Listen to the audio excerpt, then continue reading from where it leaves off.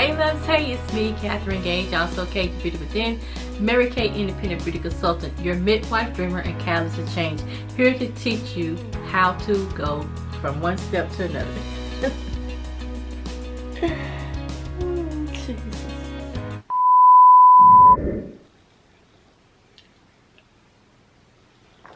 Hey loves, hey, it's me, Catherine Gage, also KG Beauty Within, Mary Kay Independent Beauty Consultant, your midwife, dreamer, and catalyst to change, here to push you to your next level of success.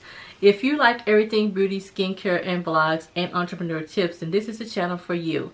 So before we get started, I just want to say, hit that subscribe button and the notification bell so you can know when I come on. If you love everything skincare, beauty, blogs, and entrepreneur tips, then this is a channel for you. This is a channel to help encourage you, to push you to your next level of success. And I am going to bring a topic to you today: tips for writing a book for beginners. This is a topic that has been asked of me by many people. As you all know, I am an author now. I wrote a book and published it on September 30th, 2019. Fighting for Meka, a personal story about my daughter and my family, about her as a child being bullied, having ADHD, and then later on developing a mental illness. This is a book for you to help guide you through some of those tough times, and it's a personal book. It's a book that has come from my heart, and so I'm here just to give you some tips on how to get started. The first tip is to do your research. Decide whether you are writing a fictional book, a self-help book, a reality book, a motivational book, and decide if you want to self-publish or if you're going to get a publisher. You don't have to make that decision right away about how you're going to publish the book, but you need to have an idea of what you're going to do when you get to the end of your book. For me, I chose to self-publish a book. But I also chose to hire someone to self-publish it because it was just more cost efficient for me. Authors, I reached out to a lot of the publishing companies. They wanted like $1,000, $2,000, and $3,000, sometimes even up to $5,000. I knew that was not going to be the route that I was going to be able to go because of the expenses that would take. So I immediately knew that I was going to self-publish my book. The second step is to select your idea. So then you can do more research. So my book was birthed because my daughter came to me and asked me to write a book about her life. She wanted me to write a book. When she was in 10th grade, she revealed to me that she had been bullied, and she also had went through ADHD. So I knew that my book was going to be about bullying and ADHD. I knew those two topics was going to be something that I was going to write about. However, in 2014, my daughter was stricken with a mental illness. And during that time, during that time of the book, I knew that there was going to be something that I was going to have to include in the book. And also, you want to make it unique. You wanted to also make it be your voice. So be your own authentic self. Start building your audience. Something I did at the very beginning is that I had created a Facebook page called Mothers Against Bullying, and that came about because my daughter had went through bullying, but we also had several cases of children that had died because of bullying in schools, and that was something so tender to my heart because I knew my daughter was going through that and had went through that. So I formed a page on Facebook called Mothers Against Bullying, where I began to have a platform just to bring awareness to bullying, bring awareness to ADHD, and bring awareness to those topics. Once that formed, I had to revamp the page and call it Mothers Against Bullying, Fighting For Meka's organization. My daughter Meka had a mental illness, and so therefore I wanted to bring awareness to the mental illness, because mental illness is like a hush-hush. It's a hush-hush topic. A lot of people don't want to talk about it. There's a lot of stigma that goes along with it, and so my goal was to break the silence of the stigma of mental illness. Third thing you want to do is get a timeline of how long do you want to spend on this book. Do you want to have this book wrote in 3 months? Do you want to have this book wrote in 6 months? Or do you want to have this book wrote in a year or beyond? Now, at the beginning of the timeline, my timeline, I thought I would have the book wrote in a year. That's what I had gave myself, because I have so many different things that I do with my business, and I knew that I wanted to have ample time to have a book that would be a book of value and a book that was from my heart. So I gave myself a year to write the book. However, life happened, and during that time when my daughter got the mental illness, I was not able to write for at least 3 years. I just came to a halt on my book because I had to shift and I had to write. I knew then that I needed to add the mental illness into the book. So I started the book out with the mental illness, but I couldn't. It was such a painful experience for us, and we was going through a lot at that time, that I put the book on hold. I didn't pick this book back up until 5 years later. It took 5 years for me to write this book. And the reason why it took so long is because of the time frame that I needed to just heal, the time frame that I needed to just get myself together in order to just complete this assignment that God had given me. So one night on my daughter's 23rd birthday, the Lord told me, He released me enough where I could just finish the book. He told me just to get up and start writing. So I was able to finish the book in a night, once I got my mind made up that I was going to finish the book. And mind you, I was on just the 3rd chapter of that book. So I just basically just wrote the book and just did what God had told me to do. Now, I would say you want to, give yourself ample time. Be realistic about this. If you know it's going to take you a year or 2 years to do your research, and especially if it's a book that is compounded with a lot of research, a lot of things that you need to bring to the public or to your audience, and you have to research those things out, be realistic about the time frame that you're going to set. The number 4 thing you need to do is make an outline of the book. Now, this is going to just be a rough draft. This do not have to be the complete book, but you do kind of want to make an outline. It's just like writing a paper. You make an outline so you can kind of have your points of which way to go. That's the same way you do with the book. You want to make an outline. And then you can also take the outline to make your table of contents. And mind you, the table of contents may change, but it will give you an idea of which way you want to go or what chapters you want to do. And then you also can break it down in sections and subsections. Something that I did in my book is that I tried to do it in chronological order. Because it was a book about my daughter's life, I had to go back and look at baby pictures. I had to go back and look at report cards. I had to go back and look at a lot of things that happened over the course of years, just to refresh my memory and to make sure that I was, recording it the way it happened. So I did mine in a chronological time frame. So you can do yours chronological. Some people like to write the book in the future and then come back to the present. So it's however you want it, whatever style you want to do the book. You can kind of decide that with the outline, and the outline don't have to be perfect. It can just be a few words. It can be broken down sentences. It can just be ideas. You don't have to have it at the beginning of the outline, but as you begin to write the book, you do want to start making it into complete sentences and things like that. This is also a time for you to brainstorm, to kind of see the feel of how you want to do your book. So this is a very critical time, it can also be a very fun time, because you're actually brainstorming and trying to find out what things you want to do. I actually made my chapters after I brainstormed and got my outline. I wrote my chapters down. I wrote down what I thought the chapter was going to be. Not necessarily in the order that I thought it was going to be, but I just wrote down what I knew that I wanted the chapters to be. Number 15 is to have your rough draft and get a feedback. So this is the time when the book is almost completed, is that you can have a rough draft and you can start letting people look at your book that you trust. Like I let my sister look at my book because she was a teacher, so I let her look at my book, and I let a couple more people look at my book. Since the book is not published, and you know how people may steal your ideas. Let's just be real. Some people steal your ideas. You want to let people know, let people see your rough draft that you trust. So you want to have someone that you really rely on, and that's what I did. I knew my sister would be a great source teacher, and I knew that she would give me feedback. So that's what I did with that. I also shared the book with my daughter, which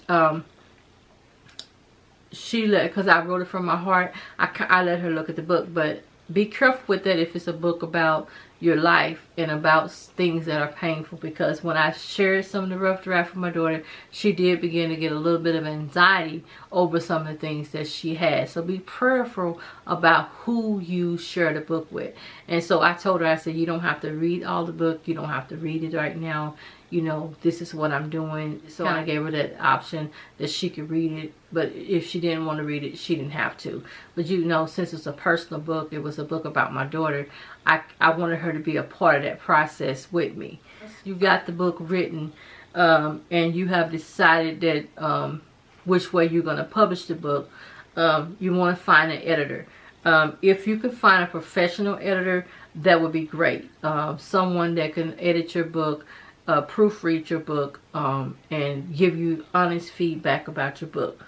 Now, one thing to keep in mind is that it may cost money, because you're invested in yourself, you're invested in your book. So you may have an editor. Some editors put it all together. They may give you a select price. My person that I chose, she actually did the self-publishing of my book, and she also edited my book along with my sister. I let my sister look at it as well. And so she would look through that. And another thing is that she was very professional, and that's one reason why I really highly recommend her. Her name is Iana Davis. She was very professional. Once we decided that I was going to publish my book, I told her the time frame when she edited the book. I'm very thorough on any project that I do. I'm very thorough. So I wanted to know the time frame. What is your time frame? What is your turnaround? What should I expect? If I give you my rough draft, how long is it going to take you to give me that book back? How long is it going to take you for me to be able to look at your edits? And will I be able to look inside? I use Microsoft Word, and I also had the book in a format where it was already looked like a book. So so that way I can see how the chapters look. I can see that different things like that. So I asked all those questions up front, and then she gave me a contract once, and she worked with my budget, which is one thing I love, is that she worked with my budget. I was very upfront. I told her how much I was able to spend. Now, she was a person that she was used to helping people from scratch, so it would have been a higher price if I had not had the book done. I said, my book is complete. It's been complete. I just need someone to help me self-publish, because I didn't have the time. Now, if you had the time to do all that, it was a lot that goes on to with self-publishing. There's a lot. There's pros and cons of that as well. And I didn't have the time to do that. I needed someone that knew how to do it, because I wanted to have my book out by the second week in October.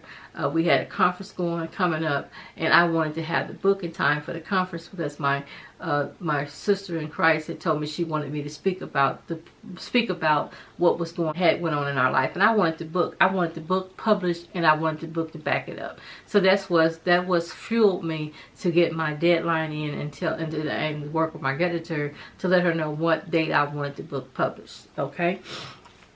After that, you have the final edits. So this is where you will look over the book and make sure that everything is the way you want it. Number 7 is the final edits and the format. The format of the book, the format of the cover page, and different things like that. All that is at the ending phases of getting the book published. My person that I worked with, she sent the book back to me, and we did this several times, because I'm very thorough, I'm very professional, and if it's something I don't like, I'm going to be very honest and let you know. I'm not the type of person that sugarcoat anything. I'm not a difficult person to work with, but I'm very professional, and I would say I like things to be perfect, and I know it can't be perfect, but I am that person that I like perfection, and I strive for perfection. So I have a high level that I expect. So that's just how I am. I have been a business person all of my life. I have been the person that's been there for my grandparents to help them with their business endeavors. So I've always been that person. So this might have been a difficult time for the lady that helped me. I don't know, because I know if she sent me something, I would look at it, and if it was something I didn't like, I would say, change this back. One thing you have to realize is that they're editing the book, but it's your baby. It's something you have birthed in your heart, and so therefore you want your story to be told, and you want it to be told the way you want it to be told. Could you change that? And she always was able to change it, and so I like that about her. We worked very well, and she did a very wonderful job. So this is a time where you want to really look over that book. I can't emphasize it. Look over it. And another thing is, when she sent me back the draft, and I knew that it was time to go to the publisher, first 2 days I didn't even look at it, because of the fact I would say, get you some rest. If you haven't rested, get you some rest, because this is something that's a project that it has to be done, but you want to be rested. You want to have your mind fresh. You don't want to have it where your mind is bogged down with a lot of things. You may have to meditate. You may have to read your Bible. Do those things to just get your mind off of everything, and then that way you can look at the book and have it in, have it fresh on your heart. That the book has reached all the edits. The next thing you want to do is number 8, is have your cover art. You can choose to do a photo shoot, or you can have someone to design it. You can hire someone to do your cover art, or you could you can hire someone, or you can design it yourself. I am not that tech savvy person. I know how to do computers, but I'm not that tech savvy. I knew what picture I was going to use, but I didn't know how I was going to word it and things like that. I didn't know the font and all that. So what my editor did, she gave me 3 different designs, and me being the Mary Kay person that I am and loving pink, the first thing I immediately chose was this cover with this pink background and all that. That's what I chose.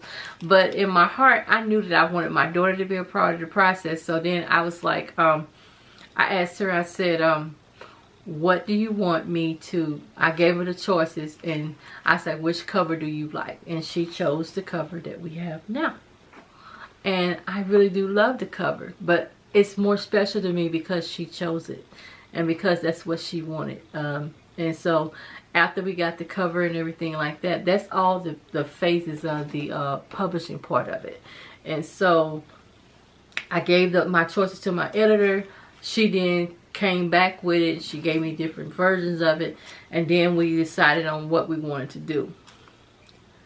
And then number 9 would be to format your book. Now the format is the style of the book. This is the time when you choose your fonts and how you want your book to look.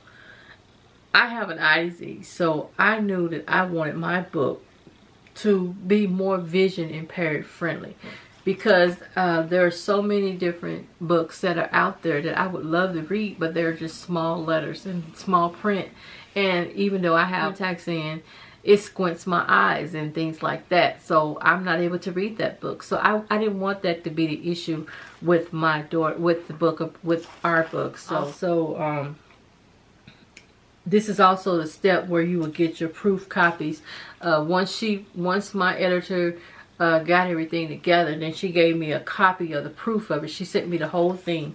During that process, we decided to go through KDP, which is the Amazon Kindle publishing services through Amazon. That's the one I chose. And then at that point, once you get the proof for the book, you also want to choose your price point. So those are different things I had to work out with my editor.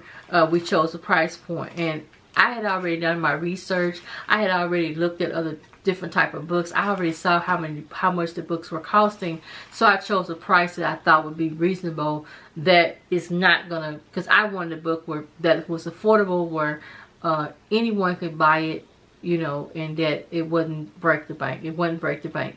Of course, you know, you're in it to sell the copies and to get royalties and all that. But I also wanted this book to be a book that was helping someone. So I wanted to make sure that it was able to get in the hands of the right people, or get in the hands of whoever needed this book. I just wanted it to be affordable. So I chose that. Now, during this phase, you also could choose whether you want to do an ebook, or if you want to just do another thing is, you have to once you're at the formatting page style, then you could choose, okay, do you want a hardback book, do you want a hardcover book, or do you want a soft book? You know, I chose something. I wanted something kind of soft. I didn't want it to be intimidating. I wanted it to be very not very long, but you know, just something that was a good read. Another part of the format is also deciding how you want your pages about the author. I chose to have mine on the back of my book, and there's a certain format that she had to follow. So she would tell me if I had enough wording, things like that. I didn't have to worry about all that. That's the reason why I hired someone. And the back of mine is just a picture of myself and my husband, and then I, you know, got about the author and whatever, you know, about me. If I could do it over, one thing a lot of people have is on the back about the author, is they also have about a section about what the book is about. What is the book, what does the book represent? And I didn't do that on mine, so I wish I had just gave the audience a little bit more of what the book would be about. But you know, this is my first book, so you live and you learn. So that's also a part of the formatting of the book. Number 10 is that you get your proof copy of the book. Now this is when you get your proof copy, you need to really look this over. You need to look this over, because once it goes to that publishing, it's over. You're not going to be able to edit. You're not going to be able to do anything. So you need to just look that over. It also, it was able to show me how it was going to look. I mean, when I got my proof copy, I was able to see how it was going to look. I was able to look at all the pages, and I was able to still, at this point, you can still make changes. Once it goes to the publisher, the KDP process is that it takes about 48 hours for them to look the book over and to approve the book. The book has to be approved. Now, there are some publishing companies that it don't have to be approved. Once you say okay to the book, then the book is automatically published. Now, that was the hardest part for me, is to wait on those 2 days to see, because I kept looking. I kept going into the KDP, looking at everything, because it will tell you each stage. It'll let you know that it's pending, and it'll let you know, and then you get to choose your price of how you want the book, and then they give you author copies and things like that. So I was in the back office looking at everything like that. And then number 11 is just start promoting your book. You can choose to do you can talk about it on your social media platforms. You can and there's also a section with KDP where you can actually do pre-orders as well, which I didn't do that section because that cost a little bit. So I decided to just take pre-orders on my own. The lady that I work with, she actually did a pre-order form for me. I mean, she was just wonderful. Honestly, Iana was just wonderful to work with. I just want to say thank you, Iana, for helping me bring this vision to pass. I want to thank God. I want to thank my family, my supporters, and everyone. So the last thing is just to promote your book. Let people know you have your book. Get your website, get your links and things like that. So I did. I had a website at first, and it wasn't the best website, but toward the end, I did hire someone to make me a website. One of my colleagues that I work with, Angela Carter, who is just wonderful. I already got started with it with GoDaddy, but I I needed some help, and I reached out to her, and she was able to get me a website. She was able to link the book to the website. So, you know, those are different things that these are the tips that I have for you on how to start writing a book for beginners. And I wish you blessings on your book. I'm encouraging you that if you have a book in your heart, get started. That's the main thing, is just get started. Just write the first chapter. You know, you may not know all the chapters, but just write the first chapter. Don't be afraid. Get over your fear and just do it. And blessings to you on your new endeavors. This is Catherine Gage, also KG Beauty Within, Mary Kay Independent Beauty Consultant, your midwife dreamer and catalyst of change, here to teach you how to have your next level of success. I'm here to push you. I'm here to encourage you. And I wish you well on writing your books and great book selling. Have a wonderful night. Bye-bye.